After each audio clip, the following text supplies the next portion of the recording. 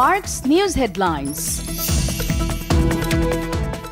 আন্তর্জাতিক মাতৃভাষা ও মহান শহীদ দিবসে সূর্য সন্তানদের স্মরণ করছে জাতি। অধিকারের প্রশ্নে বাঙালি মাথা নোয়াবার নয়, ভাষা শহীদদের প্রতি শ্রদ্ধা জানাতে আসা সাধারণ মানুষের কণ্ঠে ছিল এমনই প্রত্যয়।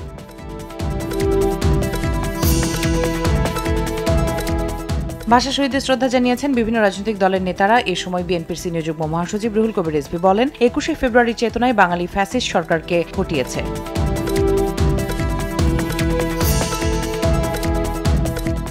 কারাবন্দী এটিএম আজহারুল ইসলামকে মুক্তি না দিলে স্বেচ্ছায় কারাবরণের ঘোষণা দিলেন জামায়াতের আমির ডাক্তার শফিকুর রহমান। যতই ফেরার চেষ্টা করুক, মৃত্যুই ফ্যাসিবাদের অনিবার্য পরিণতি বলেও মন্তব্য করেন ডাক্তার শফিক। তরুণ প্রজন্মের নেতৃত্বে ছাত্র জনতা ঐক্যবদ্ধভাবে আগামীর বাংলাদেশ করবে বলে জানালেন জাতীয় নাগরিক কমিটির মুখ্য সংগঠক সার্জিস আলম। তিনি বলেন, ৪৭ থেকে ৫২, ৭১ থেকে ২৪ একই সূত্রে গাঁথা। মহান শহীদ দিবস ও আন্তর্জাতিক মাতৃভাষা দিবস বই মেলার ২১তম দিনে বেলা বাড়ার সঙ্গে সঙ্গে মেলা প্রাঙ্গণে দর্শনার্থীদের ভিড় বাড়তে থাকে। সোহরাওয়ার্দী উদ্যান ও বাংলা একাডেমি প্রাঙ্গণ পরিণত হয়েছে বইপ্রেমীদের মিলন মেলায়।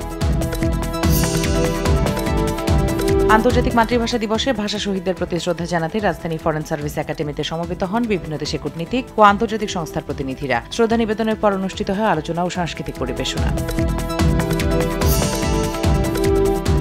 রমজানের বেশ আগেই বিক্রি হচ্ছে ছোলা, চিনি, বেসন সহ রোজায় দরকারি বেশ কিছু পণ্য। স্বাভাবিক হয়নি ভোজ্য তেলের বাজার।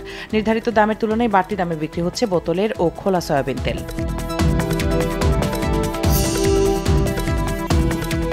কক্সবাজারের টেকনাফের নাফ নদী থেকে বাংলাদেশি ১৯ জেলেসহ ৪টি মাছ ধরার ট্রলার ধরে নিয়ে গেছে মিয়ানমারের সশস্ত্র বিদ্রোহী গোষ্ঠী আরাকান আর্মি। প্রায় ২০ ঘণ্টা পার হলেও তাদের ফেরত দেওয়া হয়নি।